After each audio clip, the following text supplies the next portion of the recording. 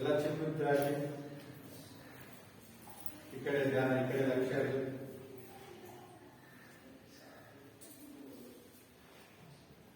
ಕಣ್ಣು ಮುಚ್ಚಿ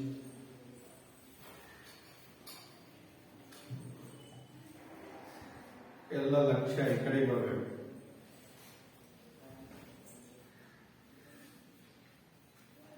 ರಿಲ್ಯಾಕ್ಸ್.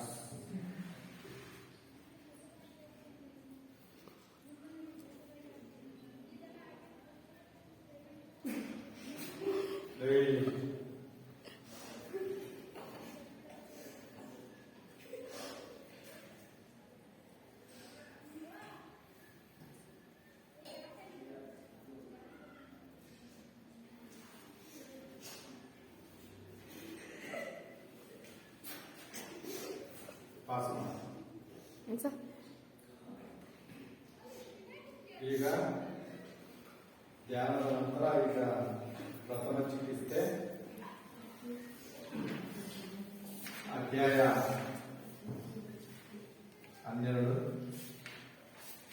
ಶ್ರೀ ಸರ್ವೋದಯ ಪ್ರೌಢಶಾಲೆ ಎಣ್ಣೆಕೊಪ್ಪ ಸುಬ್ರಹ್ಮಣ್ಯ ವಿಷಯ ದೈಹಿಕ ಶಿಕ್ಷಣ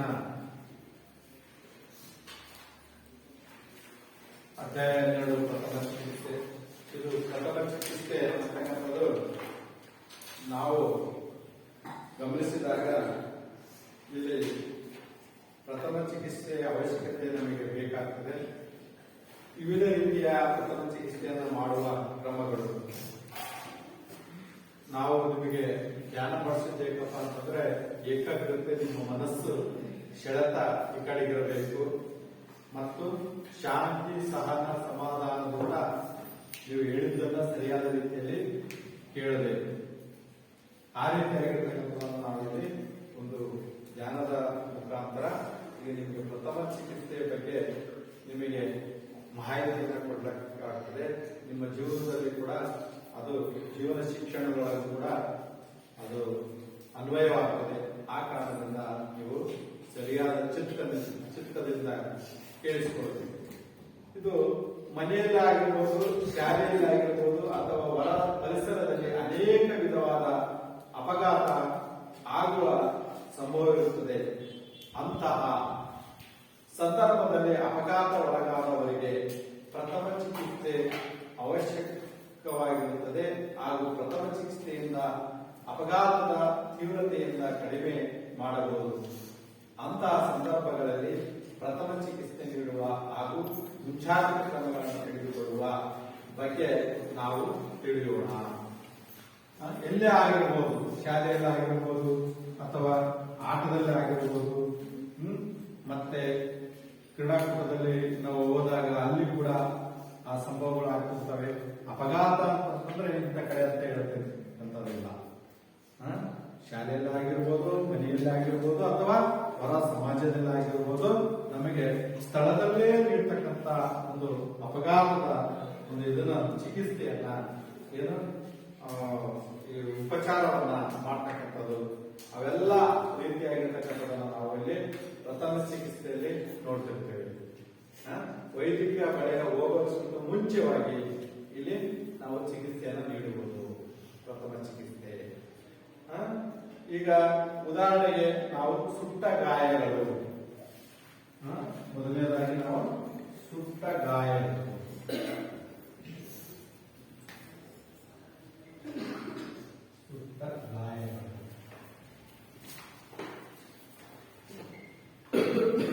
ಇಲ್ಲಿ ಸುಟ್ಟ ಗಾಯಗಳನ್ನು ನಾವು ತೆಗೆದುಕೊಂಡಾಗ ಯಾವ ರೀತಿಯಾಗಿ ದೇಹ ಅಥವಾ ದೇಹದ ಭಾಗಗಳು ಬೆಂಕಿಯ ಒಂದು ಬಿಸಿಯಾದ ಲೋಹಗಳು, ರಾಸಾಯನಿಕ ಆಮ್ಲಗಳು ವಿದ್ಯುತ್ ಸಂಪರ್ಕ ಹೊಂದಿದಾಗ ಸುಟ್ಟ ಗಾಯಗಳಾಗುವ ಸಂಭವ ಇರುತ್ತದೆ. ಅಥವಾ ದೀಪಾವಳಿ ಹಬ್ಬದೊಳಗೆ ಅಥವಾ ಇನ್ನಿತರೆ ಸಂದರ್ಭಗಳಲ್ಲಿ ಪಟಾಕಿಗಳನ್ನ ಅಜಾಗರೂಕತೆಯಿಂದ ಸಿಡಿಸುವಾಗ ಮತ್ತು ಮನೆಯಲ್ಲಿ ಅಡಿಗೆ ಬಳಸುವ ಸ್ಟೌವ್ಗಳಿಂದ ಸುಟ್ಟ ಗಾಯಗಳನ್ನ ಸಂಭವವಿರುತ್ತದೆ. ಕೆಲವು ಸಾರಿ ಸುಟ್ಟ ಗಾಯಗಳಿಂದ ಅಂಗನ್ಯೂನತೆ ಅಥವಾ ತೀವ್ರ ಗಾಯಗಳಿಂದ ಸಾವು ಉಂಟಾಗುತ್ತದೆ. ಹೀಗೆ ಈ ಸುಟ್ಟ ಗಾಯಗಳು ನಾವು ನೋಡಿದಾಗ ಯಾವ ರೀತಿಯಾಗಿ ಯಾವ ಸಂದರ್ಭಗಳಲ್ಲಿ ಆದರೂ ಕೂಡ ಅದು ಗಾಯಗಳಾಗ್ತವೆ. ಈಗ ಒಲಿ ಮೇಲೆ ಇದು ಇಟ್ಟಿರ್ತಾರೆ, ಅಲ್ಲಿ ಕುಕ್ಕರ್ನಲ್ಲಿ ಜಾಸ್ತಿ ಇದಾಗಿಟ್ಟು ಫಾಸ್ಟ್ ಆಗಿ ಎಲ್ಲಿ ಬೇಕಾದ್ರೆ ಸುಟ್ಬಿಟ್ಟು ಮತ್ತೆ ಅದಕ್ಕೆ ಯಾವ ರೀತಿಯಾಗಿ ಉಪಚಾರವನ್ನು ಮಾಡಬೇಕು, ಯಾವ ರೀತಿಯಾಗಿ ಇದನ್ನ ಮಾಡಬೇಕು ಅಂತಕ್ಕಂಥದ್ದು. ಈಗ ಪಟಾಕಿಯನ್ನ ದೀಪಾವಳಿಗೆ ಪಟಾಕಿ ಹಾರಿಸ್ತಿರ್ತೀರಿ, ಅದು ಬಹಳಷ್ಟು ಜಾಸ್ತಿ ಇದೆ ಇರ್ತದೆ, ಅದು ಮತ್ತೆ ಸಿಡಿದು ಬಿಟ್ಟು ಮುಖ ಆಗಿರ್ಬೋದು, ಕಿವಿ ಆಗಿರ್ಬೋದು, ಯಾವುದೇ ದೇಹದ ಭಾಗಗಳಲ್ಲಾಗಿರ್ಬೋದು ಆ ರೀತಿಯಾಗಿರ್ತಕ್ಕಂಥದ್ದು ಏನಾದರೂ ಸಂಭವವನ್ನು ಕಂಡು ಬಂದಾಗ ಇಲ್ಲಿ ನಾವು ಯಾವ ರೀತಿಯಾಗಿ ಮಾಡಬೇಕು ಅಂತಕ್ಕಂಥದ್ದನ್ನು ನೀವು ತಿಳ್ಕೋಬೇಕಾಗ್ತದೆ. ಹೀಗೆ ಯಾವುದೇ ಸ್ಟೋವ್ ಆಗಿರ್ಬೋದು, ಯಾವುದೇ ಒಟ್ಟು ಏನಪ್ಪ ಅಂತಂದ್ರೆ ಇಲ್ಲಿ ಮುಖ್ಯವಾಗಿ ವಿದ್ಯುತ್ ಸಂಪರ್ಕದಿಂದ ಯಾವುದೋ ತಂತಿಯನ್ನ ಮುಟ್ಟಿ ಅಥವಾ ಇದಾಗಿಬಿಟ್ಟು ಅದು ಶಾಕ್ ಆಗಿಬಿಟ್ಟು ಅಲ್ಲಿ ಕೂಡ ಇದಾಗ್ತದೆ. ಆ ರೀತಿ ಇದ್ದಾಗ ಉಪಚಾರ ಹೇಗೆ ಮಾಡಬಹುದು ಅಂತ ನಾವು ನೋಡ್ತೀವಿ. ಉಪಚಾರ, ಇಲ್ಲಿ ಉಪಚಾರ ಅಂತಕ್ಕಂಥದ್ದು ಸುಟ್ಟ ಭಾಗವನ್ನು ಕಾಳಜಿಯಿಂದ ಉಪಚರಿಸಬೇಕು, ಅಥವಾ ಬಟ್ಟೆಗೆ ಬೆಂಕಿ ಬಿದ್ದಾಗ ಗಾಬರಿಯಿಂದ ಓಡು ಬರೋದು, ವ್ಯಕ್ತಿಯನ್ನ ನೆಲದ ಮೇಲೆ ಅಂಗಾರ ತೊಡಗಿಸಿ ಅತ್ಯುತ್ತ ಹೊರಳಿಸಬೇಕು, ಅಥವಾ ಸನಿಹದಲ್ಲಿ ಇರುವವರು ವ್ಯಕ್ತಿಯನ್ನ ತಪ್ಪನೆಯ ಬಟ್ಟೆ ಅಥವಾ ಕಂಬಳಿಯಿಂದ ಸುತ್ತಿ ನೆಲದ ಮೇಲೆ ಹೊರಳಾಡಿಸಬೇಕು ಅಂತಕ್ಕಂಥದ್ದು. ಬೆಂಕಿಗೆ ತಗಲಿದ ಬಟ್ಟೆಯನ್ನ ಜಾಗರೂಕತೆಯಿಂದ ದೇಹದಿಂದ ಬೇರ್ಪಡಿಸಬೇಕು, ಅವು ಅಂಟಿಕೊಂಡುದಲ್ಲಿ ಕತ್ತರಿಸಿ ತೆಗೆಯಬೇಕು. ಈ ರೀತಿಯಾಗಿರ್ತದೆ. ಇಲ್ಲಿ ಗಾಯದಿಂದ ಉಂಟಾದ ಬೊಬ್ಬೆಗಳನ್ನ ಶೀಳಬಾರದು. ಕೆಲವೊಂದು ಟೈಪ್ ಬೊಬ್ಬೆಗಳನ್ನ ಬಂದಾಗ ಯಾವ್ದೋ ಒಂದು ಇದನ್ನ ತಗೊಳ್ಳೋದು, ಪಿನ್ ತಗೊಳ್ಳೋದು, ಅದಕ್ಕೆ ಸುಚ್ಚೋದು, ಸೂಜಿ ತಗೊಳ್ಳೋದು, ಸುಚ್ಚೋದು, ಆ ರೀತಿಯಾಗಿ ಮಾಡಿದಾಗ ಅದೇನಾಗ್ತದೆ ಅಂದ್ರೆ ಸೆಪ್ಟಿಕ್ ಆಗಿಬಿಟ್ಟು ಬೇರೆ ರೀತಿಯಾಗಿರ್ತಕ್ಕಂಥ ಒಂದು ಇದನ್ನ ಅದು ತಗೊಂಡ್ಬಿಡುತ್ತದೆ. ಹಾಗೆ ಆ ಭಾಗದಲ್ಲಿ ಮತ್ತೆ ಬೇರೆ ರೀತಿ ಗಾಯಗಳು ಮತ್ತೆ ಅದು ಏನಾಗ್ತದೆ ಅಂತಕ್ಕಂಥದನ್ನ ನೀವು ನೋಡ್ಬೇಕಾಗ್ತದೆ. ಈ ರೀತಿಯಾಗಿರ್ತಕ್ಕಂಥದ್ದು. ಈಗ ಸಣ್ಣ ಪುಟ್ಟ ಇಲ್ಲಿ ಸಣ್ಣ ಪುಟ್ಟ ಗಾಯಗಳಾಗಿದ್ರೆ ತಕ್ಷಣವೇ ತಣ್ಣೀರಿನಿಂದ ಇಲ್ಲಿ ಏನ್ ಮಾಡ್ಬೇಕಾಗ್ತದೆ ಅಂತಂದ್ರೆ ತೊಳೆಯಬೇಕು. ನಂತರ ಗಾಯಕ್ಕೆ ಸೋಡಿಯಂ ಬೈಕಾರ್ಬನೇಟ್ ದ್ರಾವಣವನ್ನು ನಯವಾಗಿ ಲಭಿಸಬೇಕು. ಇದು ನಯವಾಗಿ ಲಭಿಸಬೇಕು. ಆ ನಯವಾಗಿ ಲಭಿಸಿರ್ತಕ್ಕಂಥದನ್ನ ಇಲ್ಲಿ ನಾವು ನೋಡಿದಾಗ ಅಲ್ಲಿ ಗಾಯಗಳಿಗೆ ಹೊಲವನ್ನು ನವಿರಾಗಿ ಗಾಯವನ್ನ ಇಲ್ಲಿ ಮಾಸುವರೆಗೂ ಹಚ್ಚಬೇಕು. ಅಪಘಾತಕ್ಕೆ ಒಳಗಾದ ವ್ಯಕ್ತಿಯ ನಿಶಕ್ತನಾಗಿದ್ದರೆ ಬಿಸಿ ಪಾನೀಯವನ್ನು ನೀಡಬೇಕು. ಈ ರೀತಿಯಾಗಿರ್ತಕ್ಕಂಥದ್ದು ಇದು ಉಪಚಾರವನ್ನ ಮಾಡತಕ್ಕಂಥ ಒಂದು ಸಂದರ್ಭದಿಂದಾಗಿ ಏನ್ ಮಾಡಬೇಕಾಗ್ತದೆ ಅಂತಂದ್ರೆ ಇಲ್ಲಿ ಆ ವ್ಯಕ್ತಿಗೆ ಆ ಗಾಯಕ್ಕೆ ವಿಶ್ರಾಂತಿ ಕೊಡ್ತಕ್ಕಂಥದ್ದು. ಎಲ್ಲ ಮುಗಿಕೊಂಡಿರ್ತಾರೆ, ಅವ್ರನ್ನ ಸರಿಸಿ ಅವರಿಗೆ ಒಳ್ಳೆಯ ಗಾಳಿಯನ್ನ ಕೊಡ್ತಕ್ಕಂಥದ್ದು. ಅನಂತರ ಅದನ್ನ ನೀರು ತೆಗೆದುಕೊಂಡು ಚೆನ್ನಾಗಿ ತೊಳೆದ್ಬಿಟ್ಟು ಅಲ್ಲಿ ಏನು ಉತ್ತಮವಾಗಿರ್ತಕ್ಕಂಥ ಒಂದು ಪಾನೀಯ ನೀರನ್ನ ಕುಡಿಸ್ತಕ್ಕಂಥದ್ದು. ಹಾಗೆ ಉಪಚಾರವನ್ನು ಮಾಡುವುದು ಅದು ಒಂದು ಬಹಳ ಮುಖ್ಯವಾಗಿರ್ತಕ್ಕಂಥ ಒಂದು ಸಂದರ್ಭಗಳು ಬಂದಾಗ ಅಲ್ಲಿ ಉಪಚಾರ ಮಾಡತಕ್ಕಂಥದ್ದು ಕೂಡ ಬಹಳ ಮುಖ್ಯವಾಗಿರುತ್ತೆ. ಹೀಗೆ ಏನು ಈಗ ಹಚ್ಚಿರ್ತದೆ ಮತ್ತೆ ನೀವು ಬೆಂಕಿ ಉರಿತೇ ಇರ್ತದೆ, ಅವಾಗ ನೀರು ಕುಡಿಯೋದು ಅದೆಲ್ಲ ಮಾಡ್ತಕ್ಕಂಥದ್ದಲ್ಲ. ಆ ಸಂದರ್ಭದಲ್ಲಿ ಏನ್ ಮಾಡ್ಬೇಕಾಗ್ತದೆ ಅಲ್ಲಿ ಅಥವಾ ಗೋಣಿ ಚೀಲ ಆಗಿರ್ಬೋದು ಅಥವಾ ಕಂಬಳಿ ಆಗಿರ್ಬೋದು, ಇನ್ನಿತರ ಬೆಡ್ಶೀಟ್ ಇಲ್ಲಿ ಬೇರೆ ರೀತಿಯಾಗಿರ್ತಕ್ಕಂಥ ದಪ್ಪನೆ ಆಗಿರ್ತಕ್ಕಂಥ ಇದನ್ನ ತೆಗೆದುಕೊಂಡು ಅದನ್ನ ನುಡಿಸಿರ್ತಕ್ಕಂಥದನ್ನ ಮಾಡಬೇಕಾಗ್ತದೆ. ಅವಾಗ ಸುತ್ತಿದಾಗ ಆ ಬೆಂಕಿ ಹೋಗ್ತದೆ. ಬೆಂಕಿ ಹೋದ್ಮೇಲೆ ಅಲ್ಲಿ ಏನಾಗ್ತದೆ ಅಂದ್ರೆ ಕಂಬಳಿ ಆಗಿದ್ರೆ ಕಂಬಳಿ ಹತ್ಕೊಂಡ್ಬಿಡುತ್ತೆ, ಮೈ ತುಂಬಾ ಹತ್ಕೊಂಡ್ಬಿಡುತ್ತೆ. ಆ ಗೋಣಿಚೀಲ ಆದ್ರೆ ಗೋಣಿಚೀಲ ಹತ್ಕೊಂಡ್ಬಿಡುತ್ತೆ. ಅವಾಗ ಅದೇನ್ ಮಾಡ್ಬೇಕು, ಅದನ್ನ ರೆಸಿಪ್ಟ್ ಇದಾಗಿರುತ್ತೆ. ಇಲ್ಲ ಬೇರೆ ರೀತಿಯಾಗಿರ್ತಕ್ಕಂಥ ಗಾಯಗಳು ಮತ್ತೆ ಅದಕ್ಕೆ ಇನ್ನೊಂದು ರೀತಿಯಾಗಿಬಿಟ್ಟು ದೇಹದ ಮಾಂಸಖಂಡಗಳು ಅವೆಲ್ಲ ಏನಾಗ್ತದೆ ಅಂದ್ರೆ ಬೇರೆ ರೀತಿಯಾಗಿರ್ತಕ್ಕಂಥ ನೋವುಗಳು ಸ್ಟಾರ್ಟ್ ಆಗ್ತವೆ. ಆ ರೀತಿಯಾಗಿರೋದ್ರಿಂದ ಅದನ್ನ ಏನ್ ಮಾಡ್ಬೇಕು ಅಂದ್ರೆ ಹತ್ತಿರದನ್ನ ಬೇರ್ಪಡಿಸ್ತಕ್ಕಂಥದ್ದು, ಬೇರ್ಪಡಿಸಿ ಮತ್ತೆ ಒಂದು ಕತ್ತಿರಿಯನ್ನು ತೆಗೆದುಕೊಂಡು ಅಲ್ಲದಲ್ಲೇ ಇರ್ತಕ್ಕಂಥದ್ದು ಹತ್ತಿರದಲ್ಲಿ ಕಟ್ ಮಾಡಿ ತೆಗೆಯಬೇಕು. ಕಟ್ ಮಾಡಿ ತೆಗೆದಾಗ ಅಲ್ಲಿ ಇದಾಗ್ತದೆ ಅಂತಕ್ಕಂಥದ್ದು. ಈ ರೀತಿಯಾಗಿರ್ತಕ್ಕಂಥ ನೀವು ಅಪಘಾತ ಒಳಗಾದ ಮೇಲೆ ವ್ಯಕ್ತಿಯ ನಿಶಕ್ತನಾಗಿದ್ರೆ ಅವರಿಗೆ ವಿಷಯ ಪಾನೀಯ ಅಂತದನ್ನ ಕೊಟ್ಟು ಅದನ್ನ ಉಪಚಾರಿಸುವಂತಕ್ಕಂಥ ಒಂದು ಕ್ರಮವನ್ನ ನೀವು ಮಾಡಬೇಕಾಗ್ತದೆ. ಇಲ್ಲಿ ಪ್ರಜ್ಞೆ ತಪ್ಪುವುದು, ಮೂರ್ಛೆ ಹೋಗುವುದು. ಇಲ್ಲಿ ನೆಕ್ಸ್ಟ್ ನಾವು ತೆಗೆದುಕೊಂಡಾಗ ಇಲ್ಲಿ ಪ್ರಜ್ಞೆ ತಪ್ಪುವುದು,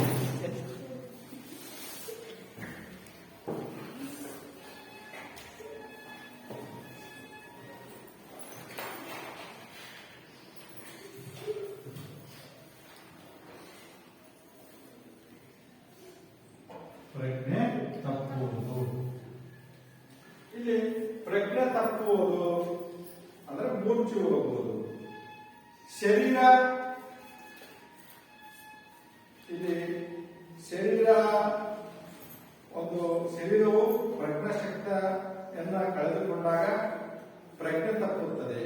ದೊಡ್ಡ ಮೆದುಳು ತನ್ನ ಕಾರ್ಯವನ್ನು ನಿಲ್ಲಿಸಿದಾಗ ಉಂಟಾಗುವ ಸ್ಥಿತಿಗೆ ಪ್ರಜ್ಞೆ ತಪ್ಪುವುದು, ಮೂರ್ಛೆ ಹೋಗುವುದು ಎನ್ನುತ್ತೇವೆ.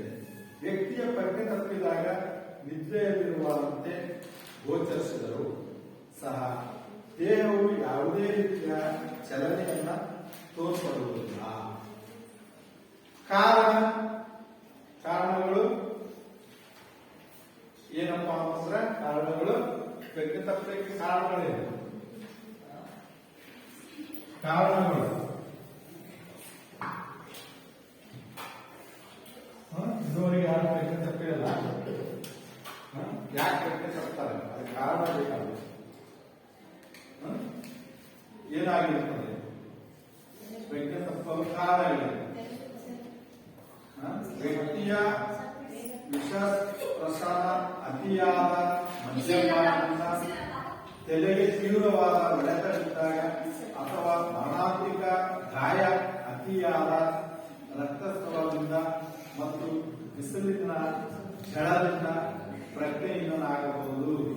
ಕೆಲವು ಸಾರಿ ಹುಚ್ಚಿ ರೋಗದಿಂದಲೂ ಪ್ರಜ್ಞೆಹೀನನಾಗಬಹುದು. ಇವೆಲ್ಲಾ ಕಾರಣಗಳನ್ನ ನಾವು ನೋಡ್ತೀವಿ. ಏನು ವ್ಯಕ್ತಿ ವಿಷವನ್ನ ಸೇವಿಸಿರ್ತಾನೆ ಅಥವಾ ಬೇರೆ ರೀತಿಯಾಗಿರ್ತಕ್ಕಂಥ ಒಂದು ಇದಾಗಿರ್ತದೆ. ಯಾವಾಗ ಕೆಲವರು ಮದ್ಯಪಾನವನ್ನ ಅತಿ ಹೆಚ್ಚಾಗಿ ಕುಡಿದಿರ್ತಾನೆ, ಅವಾಗ ಪ್ರಜ್ಞೆ ತಪ್ಪಾನೆ. ತಲೆಗೆ ತೀವ್ರವಾದ ಹೊಡೆತ ಬೀಳುತ್ತದೆ. ತಲೆಗೆ ತೀವ್ರವಾಗಿರ್ತಕ್ಕಂಥ ಹೊಡೆತ ಬಿದ್ದಾಗ, ಮರಣಾಂತಿಕ ಗಾಯ ಅತಿಯಾದಾಗ, ಮತ್ತೆ ರಕ್ತ ಸ್ರಾವ ಆಗಿರ್ತದೆ, ರಕ್ತ ಹಾಗೆಯೇ ಹೋಗುತ್ತದೆ, ಅದು ಬಹಳ ಬಿಟ್ಬಿಟ್ಟಿದ್ರೆ ಏನಾಗ್ತದೆ? ಪ್ರಜ್ಞೆ ತಪ್ಪುತ್ತದೆ. ಮತ್ತೆ ಅತಿಯಾದ ಬಿಸಿಲಿನ ಜಳ ತಲೆಗೆ ಬಿದ್ದಾಗ ಅವಾಗ ಕೂಡ ಪ್ರಜ್ಞೆ ನಿಧಾನ ಆಗಬಹುದು. ಕೆಲವು ಸಾರಿ ಮೂರ್ಛೆ ರೋಗದಿಂದಲೂ ಪ್ರಜ್ಞೆನಾಗಬಹುದು. ಆ ರೀತಿಯಾಗಿದ್ದಾಗ ಇಲ್ಲಿ ನಾವು ಕಾರಣಗಳನ್ನು ನೋಡಿದ್ವಿ, ಮತ್ತೆ ಯಾವ ರೀತಿಯ ಪ್ರಜ್ಞೆ ತಪ್ಪುತ್ತದೆ ಅಂತ ನೋಡಿದ್ವಿ. ಈಗ ಲಕ್ಷಣಗಳು ಏನು? ಕಾರಣಕ್ಕೆ ಅನುಸಾರವಾಗಿ ಮುಖವು ಕೆಂಪಾಗುವುದು, ಬಿಳಿಸುವುದು ಅಥವಾ ನೀಲಿ ಬಣ್ಣಕ್ಕೆ ತಿರುಗುವುದು, ಇದು ಲಕ್ಷಣಗಳು. ಲಕ್ಷಣಗಳು ಯಾವ ರೀತಿಯಾಗಿ ಇರ್ತದೆ ಅಂತ, ಯಾವ ರೀತಿ ಲಕ್ಷಣಗಳು?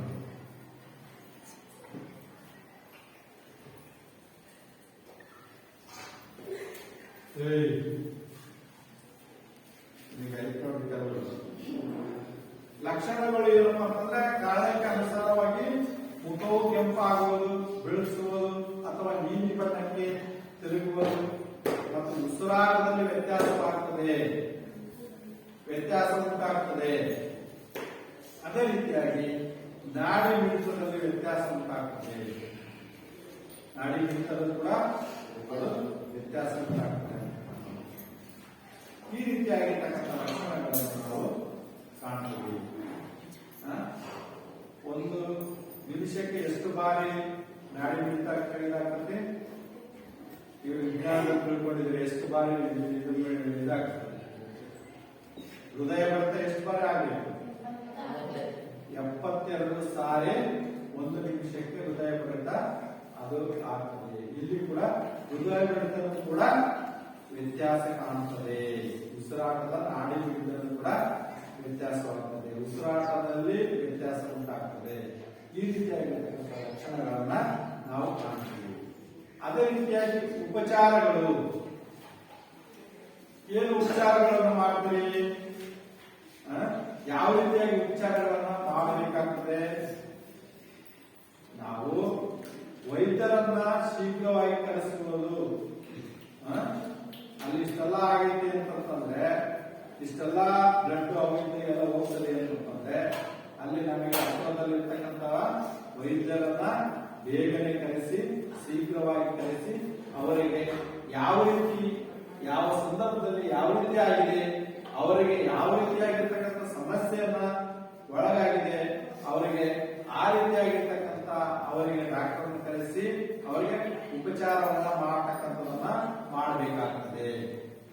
ಆ ವೇಳೆ ಮೂರ್ಛೆ ಹೋದ ವ್ಯಕ್ತಿಯನ್ನ ಅಂಗಾತ ಮರೆಸುವುದು, ಅಂಗಾತ ಮರೆಸಿ ಉತ್ತಮವಾಗಿರ್ತಕ್ಕಂಥ ಗಾಳಿಯನ್ನ ಕೊಡ್ತಕ್ಕಂಥದ್ದು, ಅಥವಾ ನೀರಿನ ಒಂದು ಬಟ್ಟೆ ಒದ್ದೆ ಮಾಡಿಕೊಂಡು ಮುಖವನ್ನ ಮತ್ತು ಕಾಲು ಕೈ ಮತ್ತೆ ಎಲ್ಲವನ್ನೂ ಕೂಡ ಒರೆಸ್ತಕ್ಕಂಥದ್ದು. ಅವಾಗ ಒರೆಸ್ತಕ್ಕಂಥದ್ದು ಮಾಡಿದ್ರೆ ಅವರಿಗೆ ವಿಶ್ರಾಂತಿ ಆಗ್ತದೆ. ವಿಶ್ರಾಂತಿ ಆದ ನಂತರ ಅವರು ಸ್ವಲ್ಪ ತಿಪ್ಪಿಸಿಕೊಳ್ತಕ್ಕಂಥ ಒಂದು ಬರುತ್ತದೆ. ಆ ಕಾರಣದಿಂದ ಅವರಿಗೆ ವೈದ್ಯಕೀಯ ಬಳಿಗೆ ಹೋಗೋದಕ್ಕಿಂತ ಮುಂಚಿತವಾಗಿ ಅವರ ಆ ರೀತಿಯಾಗಿರ್ತಕ್ಕಂಥ ಉಪಚಾರವನ್ನ ನೀವು ಮಾಡಬೇಕಾಗುತ್ತದೆ. ಮುಖವು ಕೆಂಪಾಗಿದ್ದರೆ ವ್ಯಕ್ತಿ ತಲೆಯನ್ನು ಎತ್ತಿ ಹಿಡಿಯಬೇಕು. ವ್ಯಕ್ತಿಯ ತಲೆಯನ್ನು ಎತ್ತಿ ಹಿಡಿಯಬೇಕಾಗುತ್ತದೆ. ಆವಾಗ ವ್ಯಕ್ತಿಯ ವಾಂತಿ ಮಾಡುತ್ತಿದ್ದರೆ ತಲೆಯನ್ನು ಪಕ್ಕಕ್ಕೆ ಭಾಗಿಸುವುದು, ತಲೆಯನ್ನು ಪಕ್ಕಕ್ಕೆ ಭಾಗಿಸ್ತಕ್ಕಂಥದ್ದು. ವ್ಯಕ್ತಿ ವಾಂತಿ ಮಾಡುತ್ತಿದ್ದರೆ ತಲೆಯನ್ನ ಪಕ್ಕಕ್ಕೆ ಭಾಗಿಸುವುದು. ವಾಂತಿ ಮಾಡಿದಾಗ ಅದನ್ನ ಪಕ್ಕಕ್ಕೆ ಭಾಗಿಸಬೇಕಾಗ್ತದೆ. ಹೀಗೆ ಮುಖವು ಬೀಳಿಸಿಕೊಂಡಿದ್ದರೆ ತಲೆಯ ಭಾಗವನ್ನು ಹಿಂದಕ್ಕೆ ಮತ್ತು ಕೆಳಕ್ಕೆ ಭಾಗಿಸಬೇಕು. ಅಂಗೈ ಮತ್ತು ಪಾದಗಳನ್ನ ಕೈಗಳಿಂದ ಉಜ್ಜಿ ಶಾಖವನ್ನು ಮಾಡಬೇಕು. ಮುಖವು ನೀಲಿ ಬಣ್ಣಕ್ಕೆ ತಿರುಗಿದ್ದರೆ ಕೃತಕ ಉಸಿರಾಟ ನಡೆಸಬೇಕು. ರೋಗಿಗೆ ಶುದ್ಧ ಗಾಳಿ ದೊರೆಯುವಂತೆ ನೋಡಿಕೊಳ್ಳಬೇಕು. ಶರೀರದಿಂದ ಬಿಗಿಯಾದ ಬಟ್ಟೆಯನ್ನು ಸಡಿಲಿಸಿಗೊಳಿಸಬೇಕು. ಕೆಲವು ಸಾರಿ ಶಾಲಾ ಮಕ್ಕಳ ಹಸಿವಿನಿಂದಾಗಲಿ ದಣಿವಿನಿಂದಾಗಲಿ ಮೂರ್ಛೆ ಹೋಗುವ ಸಂಭವವಿದ್ದು, ಅಥವಾ ಸಮಯದಲ್ಲಿ ಅಪಘಾತಕ್ಕೆ ಒಳಗಾದ ಮಗುವನ್ನು ಅಂಗಾತ ಮಲಗಿಸಿ ಕಾಲುಗಳನ್ನು ಸ್ವಲ್ಪ ಮೇಲಕ್ಕೆತ್ತಿ ತಲೆಯನ್ನ ಹಿಂಭಾಗಕ್ಕೆ ಸ್ವಲ್ಪ ಬಾಗಿಸಿ ಹೃದಯಕ್ಕೆ ರಕ್ತ ಚಲಿಸುವಂತೆ ಮಾಡಬೇಕು. ಪುನಶ್ಚೇತನಗೊಳ್ಳುವುದು ನಿಧಾನವಾದರೆ ಅವನಿಗೆ ಬೆಚ್ಚಗಿನ ಕಂಬಳಿಯನ್ನ ಹೊದಿಸಿ ಹತ್ತಿರದ ಆಸ್ಪತ್ರೆಗೆ ಸಾಗಿಸಬೇಕು. ವಿಷ ಸೇವಿಸಿದವರಿಗೆ ಏನ್ ಮಾಡಬೇಕು ಅಂತ ಇಲ್ಲಿವರೆಗೂ ನಿಮಗೆ ಪ್ರಜ್ಞೆ ತಪ್ಪಿದರೆ ಯಾವ ರೀತಿಯಾಗಿ ಉಪಚಾರ ಮಾಡಬೇಕು ಅನ್ನೋದನ್ನು ನೀವು ತಿಳಿದುಕೊಂಡ್ರಿ. ಕೆಲವು ಸಾರಿ ಶಾಲೆ ಮಕ್ಕಳಾಗಿರ್ಬೋದು, ಹಸಿವಿನಿಂದ ದಣಿವಿನಿಂದ ಮೂರ್ಛೆ ಹೋಗುವ ಸಂಭವವಿದ್ದು, ಕೆಲವರಿಗೆಲ್ಲರಿಗೂ ಈಗ ಅನುಭವ ಇಲ್ಲ. ಏನೋ ಅವಸರದಲ್ಲಿ ಊಟವನ್ನು ಬಿಟ್ಟು ಬಂದಾಗ ಇಲ್ಲಿ ಯಾವ ರೀತಿಯಾಗಿ ನೀವು ಪ್ರಜ್ಞೆ ತಪ್ಪಿರಿ, ಯಾವ ರೀತಿಯಾಗಿ ನೀವು ಸಮಸ್ಯೆಯನ್ನ ಎದುರಿಸ್ತೀರಿ ಅಂತಕ್ಕಂಥದನ್ನ ನೀವು ನೋಡ್ಬೇಕಾಗುತ್ತೆ. ನಿಮ್ಮ ಅನುಭವದಲ್ಲಿ ಬಂದಿರುತ್ತೆ. ಈಗ ಇಲ್ಲಿವರೆಗೂ ನೀವು 8ನೇ ತರಗತಿ ವಿದ್ಯಾರ್ಥಿಗಳಿಗೆ 8 ವರ್ಷ ಮತ್ತು ನೀವೇನು ಶಾಲೆಗೆ ಬಂದಿದ್ದೀರಿ, ಆ ಸಂದರ್ಭದಲ್ಲಿ ನೀವು ಯಾವುದೇ ರೀತಿಯಾಗಿರ್ತಕ್ಕಂಥ ಊಟದಲ್ಲಿ ಆಗಿರ್ಬೋದು, ಆರೋಗ್ಯದಲ್ಲಿ ಆಗಿರ್ಬೋದು ವ್ಯತ್ಯಾಸವನ್ನು ಆದಾಗ ನಿಮ್ಮ ಈ ಒಂದು ಪ್ರಜ್ಞೆ ತಪ್ಪಿದ್ರಿಂದ ಅಥವಾ ಮೂರ್ಛೆ ಹೋಗುವುದರಿಂದ ಏನಾಗಿದೆ, ಏನಾಗ್ತಕ್ಕಂಥದ್ದನ್ನು ನಿಮ್ಮ ಜೀವನದಲ್ಲಿ ಮತ್ತೆ ಅದನ್ನ ನೀವು ಆ ರೀತಿಯಾಗಿ ಮಾಡಬಾರದು ಅಂತಕ್ಕಂಥದ್ದನ್ನು ನೀವು ನೋಡಿಕೊಂಡು ಉತ್ತಮವಾಗಿರ್ತಕ್ಕಂಥ ಆರೋಗ್ಯವನ್ನ ನೀವು ರೂಢಿಸಿಕೊಳ್ಬೇಕಾಗ್ತದೆ.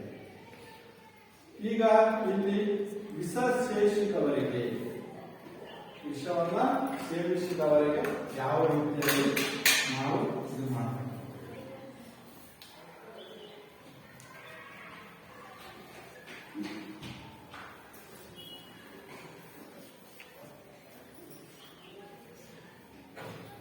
ವಿಷ ಸೇವಿಸಿದವರಿಗೆ ಇಲ್ಲಿವರೆಗೂ ಏನ್ ಮಾಡಿದ್ರೆ ಏನು ನಿಮಗೆ ಅನುಭವಕ್ಕೆ ಬಂದಿರ್ತದೆ ಅಂತಂದ್ರೆ, ಯಾವುದೋ ರೀತಿಯಾಗಿ ವಿಷ ಪದಾರ್ಥಗಳಲ್ಲಿ ಆಹಾರದಲ್ಲಿ ವ್ಯತ್ಯಾಸವಾಗಿತ್ತು, ಆಹಾರದಲ್ಲಿ ವಿಷಗಳನ್ನು ಸೇರಿಸಿಬಿಟ್ಟು ಇದಾಗಿ ಮತ್ತೆ ಬೇರೆಯವರು ಊರಲ್ಲಿ ಮತ್ತೆ ಜಗಳವನ್ನು ಮಾಡಿ ಅವರೇನು ಸಾಲದ ಬಾಧೆ ಅದು ಇದು ಅಂತ ಅಂದ್ಬಿಟ್ಟು ವಿಷವನ್ನು ಸೇವಿಸಿ ಬೇರೆ ಬೇರೆ ರೀತಿಯಾಗಿರ್ತಕ್ಕಂಥ ಉಸಿರಾಟದ ಮೂಲಕ ಅಥವಾ ಚುಚ್ಚುಮದ್ದುಗಳ ಮೂಲಕ ಕೆಲವು ಸಾರಿ ನೇರವಾಗಿ ಸೇವಿಸುವುದರ ಮೂಲಕ ದೇಹವನ್ನು ಸೇರಬಹುದು.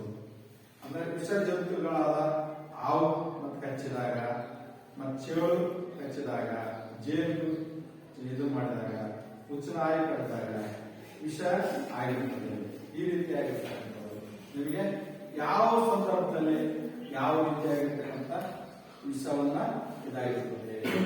ಗಂಡ ಹೆಂಡತಿ ಜಗಳ ಮಾಡಿರ್ತಾರೆ, ಮತ್ತು ರೈತರು ಬಹಳಷ್ಟು ಸಾಲಗಳನ್ನು ಮಾಡಿಕೊಂಡು ಇದು ಮಾಡಿಕೊಂಡು ಸಮಸ್ಯೆಯನ್ನ ಎದುರಿಸುತ್ತಾರೆ. ಅಂತ ಒಂದು ಅದಕ್ಕಂತವನ್ನ ಮಾಡಬಾರ್ದು. SLC ಫೇಲ್ ಆಗಿರ್ತಾರೆ, QC ಫೇಲ್ ಆಗ್ತಾರೆ. ಆ ರೀತಿಯಾಗಿ ಇಂಥವನ್ನೆಲ್ಲವೂ ಕೂಡ ಮಾಡದೆ ಯಾವುದೂ ಕೂಡ ವಿಷವನ್ನ ಸೇವಿಸ್ತಕ್ಕಂಥ ಒಂದು ಇದನ್ನ ಹೋಗಬಾರದು. ಸಮಸ್ಯೆಯನ್ನ ಯಾವುದೇ ರೀತಿ ಇದ್ದು ಸಾಧಿಸಬೇಕು. ಅದನ್ನ ಈ ರೀತಿಯಾಗಿರ್ತಕ್ಕಂಥದ್ದನ್ನು ಮಾಡ್ಕೊಂಡ್ರೆ ವೀಕ್ ಮೈಂಡ್, ನ್ಯಾರೋ ಮೈಂಡ್ ಅಥವಾ ಹೀನ್ ಮೈಂಡ್ ಅಂತ ಸಿಲ್ಲಿ ಆಗಿರ್ತಕ್ಕಂಥ ವಿಚಾರಗಳನ್ನ ಮಾಡ್ತಾ ಹೋದ್ರೆ ಈ ಅಪಘಾತಕ್ಕೆ ನೀವು ಒಳಗಾಗತಕ್ಕಂಥ ಒಂದು ಸಂದರ್ಭಗಳು ಬರ್ತವೆ. ಈ ಕಾರಣದಿಂದ ನೀವು ದಷ್ಟಪುಷ್ಟವಾಗಿರ್ತಕ್ಕಂಥ ಒಂದು ಸೌಂಡ್ ಮೈಂಡ್, ಸೌಂಡ್ ಬಾಡಿ, ಸದೃಢವಾದ ದೇಹದಲ್ಲಿ ಸದೃಢವಾದ ಮನಸ್ಸನ್ನ ಇಟ್ಕೊಳ್ಬೇಕಾಗ್ತದೆ.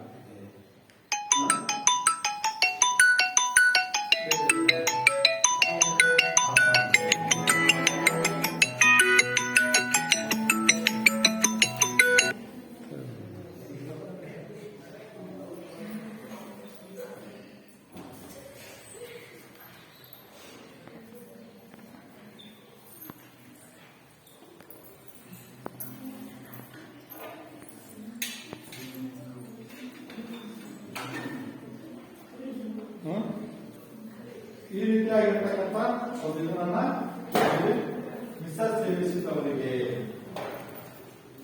ಸೇವಿಸಿದವರಿಗೆ ಏನ್ ಮಾಡತಕ್ಕಂಥದ್ದು? ವಿಷ ಪದಾರ್ಥಗಳು ಆಹಾರದ ಮೂಲಕ, ಉಸಿರಾಟದ ಮೂಲಕ ಅಥವಾ ಚುಚ್ಚುಮದ್ದುಗಳ ಮೂಲಕ ಕೆಲವು ಸಾರಿ ನೇರವಾಗಿ ಸೇವಿಸುವುದರ ಮೂಲಕ ದೇಹವನ್ನು ಸೇರಬಹುದು. ಮತ್ತು ವಿಷಜಂತುಗಳಾದ ಯಾವ ರೀತಿಯಾಗಿರ್ತಕ್ಕಂಥ ಪ್ರಾಣಿಗಳು, ಹಾವು, ಚೇಳು ಇವೆಲ್ಲ ಏನು ಕಚ್ಚಿದಾಗ ಯಾವ ರೀತಿಯಾಗಿ ಆಗ್ತದೆ ಅಂತ ನಾವು ನೋಡ್ತೀವಿ. ಇನ್ನು ಉಪಚಾರ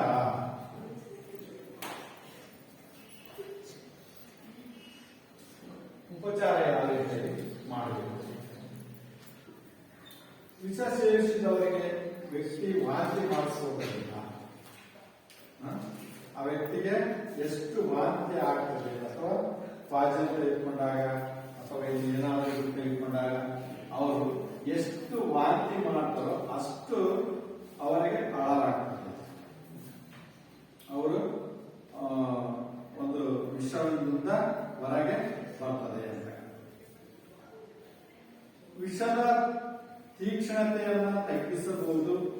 ವಾಂತಿ ಮಾಡಿಸಲು ಕಿರುನಾಲಿಗೆಗೆ ಬೆರಳುಗಳಿಂದ ಕೆಣಕಬೇಕು ಅಥವಾ ಬೆಚ್ಚಗಿರುವ ನೀರಿಗೆ ಉಪ್ಪು ಹಾಕಿ ಕುಡಿಸಿದರೆ ವಾಂತಿ ಆಗುತ್ತದೆ.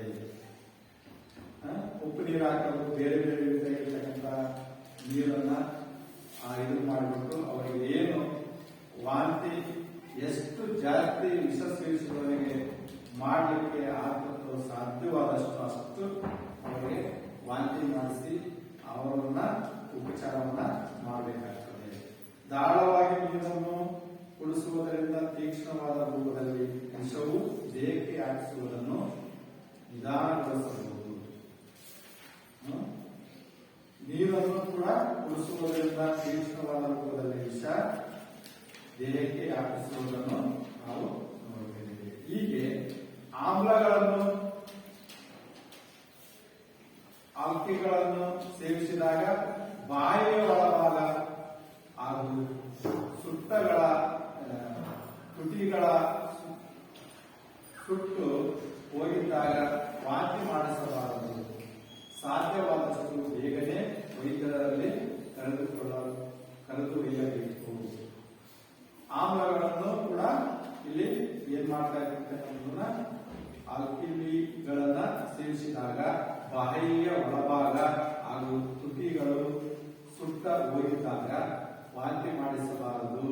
ಸಾಧ್ಯವಾದಷ್ಟು ಬೇಗನೆ ವೈದ್ಯರಲ್ಲಿ ಕರೆದೊಯ್ಯಬೇಕು ಅಂತಕ್ಕಂಥದ್ದು. ಈ ರೀತಿಯಾಗಿರ್ತಕ್ಕಂಥದ್ದನ್ನು ನಾವು ನೋಡ್ತೀವಿ. ಇವು ಮೊದಲನೇದಾಗಿ ನಾವು ಪ್ರಥಮ ಚಿಕಿತ್ಸೆ ಒಳಗೆ ಇಲ್ಲಿ ಸುಟ್ಟ ಗಾಯಗಳನ್ನ ತೆಗೆದುಕೊಂಡಿವಿ. ಸುಟ್ಟ ಗಾಯಗಳನ್ನು ತೆಗೆದುಕೊಂಡಾಗ ಇಲ್ಲಿ ಯಾವ ರೀತಿಯಾಗಿ ಉಪಚರಿಸಬೇಕು ಅಂತ, ಅಲ್ಲಿ ಮತ್ತೆ ಪ್ರಜ್ಞೆ ತಪ್ಪಿದಾಗ, ಮೂರ್ಛೆ ಹೋದಾಗ ಇಲ್ಲಿ ಕಾರಣಗಳು, ಲಕ್ಷಣಗಳು ಯಾವ ರೀತಿಯಾಗಿ ಇರ್ತಕ್ಕಂಥದ್ದನ್ನು ನಾವು ನೋಡ್ತೀವಿ. ಅದೇ ರೀತಿಯಾಗಿ ವಿಷ ಸೇವಿಸಿದವರಿಗೆ ಯಾವ ರೀತಿಯಾಗಿರ್ತಕ್ಕಂಥದನ್ನ ನಾವು ನೋಡ್ತೀವಿ. ಇಲ್ಲಿ ನಮಗೆ ತಿಳಿದಿರಬೇಕಾಗಿರ್ತಕ್ಕಂಥದ್ದು ಏನಪ್ಪ ಅಂತಂದ್ರೆ, ನಿಮ್ಮ ಊರಿನಲ್ಲಿ ಅನಿರೀಕ್ಷಿತವಾಗಿ ಸಂಭವಿಸುವ ಅಪಾಯಕಾರಿ ಘಟನೆಗಳನ್ನ ಸಂಬಂಧಿಸಿದಂತೆ ಪರಿಹರಿಸಲು ಕೈಗೊಂಡ ಕ್ರಮಗಳ ಬಗ್ಗೆ ಮಾಹಿತಿಯನ್ನ ಊರಿನ ಹಿರಿಯರಿಂದ ತಿಳಿಯಬೇಕು. ಈಗ ಊರಿನ ಹಿರಿಯರು ಕೆಲವೊಂದು ಅನುಭವಗಳನ್ನ ಹೇಳ್ತಿರ್ತಾರೆ. ನಿಮ್ಮ ಹತ್ರ ಕೆಲವೊಂದು ಅನುಭವಗಳು ಈ ರೀತಿಯಾಗಿರ್ತಕ್ಕಂಥವ್ರ ಈ ರೀತಿ ಈಗ ಜಗಳ ಮಾಡ್ಕೊಂಡು, ಗಂಡ ಜಗಳ ಮಾಡ್ಕೊಂಡು ಈ ರೀತಿಯಾಗಿ ವಿಷ ಕೊಡೋದು, ಅವರಿಗೆ ಈ ರೀತಿಯಾಗಿರ್ತಕ್ಕಂಥ ಉಪಚಾರವನ್ನ ಮಾಡಿದ್ವಿ, ಇಲ್ಲ ಅಂತ ನಾವು ಜೀವ ಹೊರಬಿಡೋದು ಆಗಲಿ. ಇನ್ನೊಂದು ಯಾವ್ದೋ ಮನೆಯಲ್ಲಿ ಸುಟ್ಕೊಂಡಿರ್ತಾರೆ, ಇನ್ನೊಂದು ಇರತಕ್ಕಂಥದ್ದು ಹಾವು ಕಚ್ಚಿರುತ್ತದೆ. ಇನ್ನೂ ಒಂದು ಸಂದರ್ಭಗಳನ್ನ ಇವನ್ನೆಲ್ಲವನ್ನೂ ಕೂಡ ನೀವು ಏನ್ ಮಾಡ್ತೀರಿ, ಅಜ್ಜ ಅಜ್ಜಿಗಳು ಇವರೆಲ್ಲರೂ ಊರಲ್ಲಿ ಇರ್ತಾರಲ್ಲ ಹಿರಿಯರು, ಅವರು ಅನುಭವದ ಮಾತುಗಳನ್ನ ಹೇಳ್ತಿರ್ತಾರೆ. ಅನುಭವದ ಮಾತುಗಳನ್ನ ಕೇಳಿದಾಗ ನಿಮಗೆ ಈ ಒಂದು ಪ್ರಥಮ ಚಿಕಿತ್ಸೆ ಬಗ್ಗೆ ಸವಿಸ್ತಾರವಾಗಿ ನಿಮಗೆ ಗೊತ್ತಾಗುತ್ತದೆ. ಈಗ ನೀವು ಈ ಒಂದು ಪ್ರಥಮ ಚಿಕಿತ್ಸೆ ಏನಪ್ಪಾ ಅಂತಂದ್ರೆ ನಿಮಗೆ ಇದು ಒಂದು ಬಹಳ ಮುಖ್ಯವಾಗಿರುತ್ತೆ. ಯಾಕೆ ಮುಖ್ಯವಾಗಿರ್ಬೇಕಂತಂದ್ರೆ, ನಿಮ್ಮ ಜೀವನದೊಳಗೆ ಮುಂದೆ ಆಗಿ ಹೋಗುವ ಸಂದರ್ಭದಲ್ಲಿ ಅಥವಾ ನೂರಾರು ಕಾಲಗಳ ಬದುಕಿ ಬಾಳುತ್ತಿರುವಾಗ ಇಂಥ ಊರಲ್ಲಿ ಇಂಥ ಸಮಸ್ಯೆಗಳು ಇದ್ದಾಗ ನೀವು ಇಂಥವೆಲ್ಲ ವಿಷಯಗಳನ್ನ ಸರಿಯಾಗಿ ತಿಳ್ಕೊಂಡಿರಿ ಅಂತಂದ್ರೆ, ತಿಳಿದುಕೊಂಡು ಮಾಹಿತಿಯನ್ನ ನೀವು ಅರಿತುಕೊಂಡ್ರೆ ಮುಂದೆ ನೀವೇನ್ ಮಾಡ್ತೀರಿ, ಅವರಿಗೆ ಮಾರ್ಗದರ್ಶನ ಮಾಡ್ತೀರಿ. ವಿಷಯನ ಕುಡಿದ್ರೆ ಈ ರೀತಿಯಾಗಿರಬೇಕು, ಅಥವಾ ಏನು ಪ್ರಜ್ಞೆ ತಪ್ಪಿದಾಗ ಯಾವ ರೀತಿಯಾಗಿ ಅವರಿಗೆ ಟ್ರೀಟ್ಮೆಂಟ್ ಮಾಡಬೇಕು, ಪ್ರಥಮ ಚಿಕಿತ್ಸೆಯನ್ನ ನೀಡಬೇಕು ಅಂತಕ್ಕಂಥದ್ದು.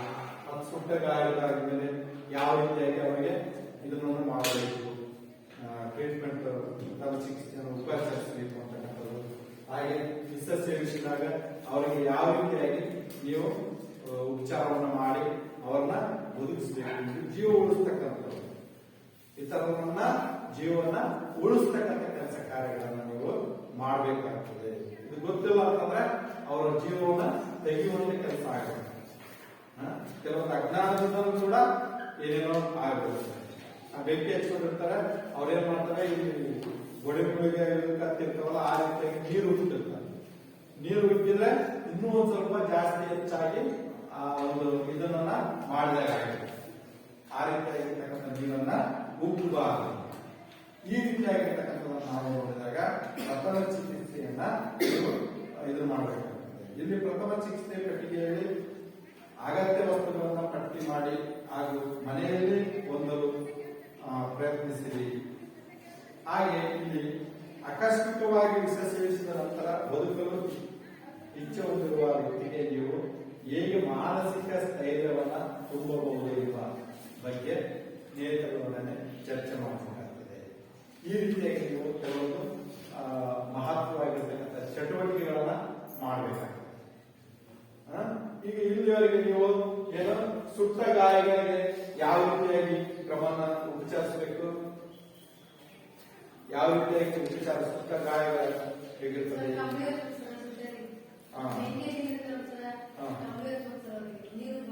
ನೀರು ಇರಬಾರ್ದು, ಕಂಬಳಿಯನ್ನ ಕೊಚ್ಚಿ ಅದನ್ನ ಉಪಚಾರವನ್ನ ಮಾಡಬೇಕು. ಅವರಿಗೆ ಅದನ್ನೆಲ್ಲ ಸಕ್ಕರೆಯನ್ನ ಕಟ್ ಮಾಡಿ ಮತ್ತೆ ಎಲ್ಲ ನೀರನ್ನು ಕುಡಿಸಿ ಅನಂತರ ವೈದ್ಯರ ಕಡೆಯಲ್ಲಿ ಒಯ್ಯಬೇಕು ಅಂತ. ಅದೇ ರೀತಿಯಾಗಿ ಇಲ್ಲಿ ಪ್ರಜ್ಞೆ ತಪ್ಪುವುದು, ಪ್ರಜ್ಞೆ ತಪ್ಪಿದಾಗ ಯಾವ ರೀತಿಯಾಗಿ ಇದನ್ನ ಮಾಡಬೇಕು, ಏನ್ ಮಾಡ್ಬೇಕು? ಪ್ರಜ್ಞೆ ತಪ್ಪಿದಾಗ ಯಾವ ರೀತಿಯಾಗಿ ಅವ್ರನ್ನ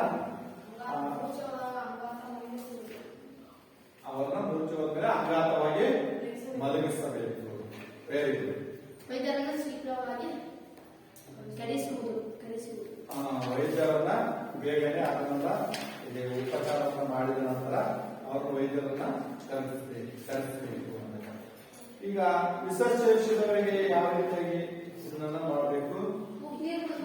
ಉಪ್ಪು ಕುಡಿಸಿ ವಾಂತಿಯನ್ನ ಮಾಡಬೇಕು. ಬೆಳಗ್ಗೆ ಇದು ಮಾಡಿಬಿಟ್ಟು ಅತಿ ಹೆಚ್ಚಾಗಿ ವಾಂತಿಯನ್ನ ಮಾಡಿಸಬೇಕು. ಈ ರೀತಿಯಾಗಿರ್ತಕ್ಕಂಥ ಪ್ರಥಮ ಚಿಕಿತ್ಸೆ ಬಗ್ಗೆ ನೀವು ಸವಿಸ್ತಾರವಾಗಿ ಹೇಳುತ್ತೀರಿ.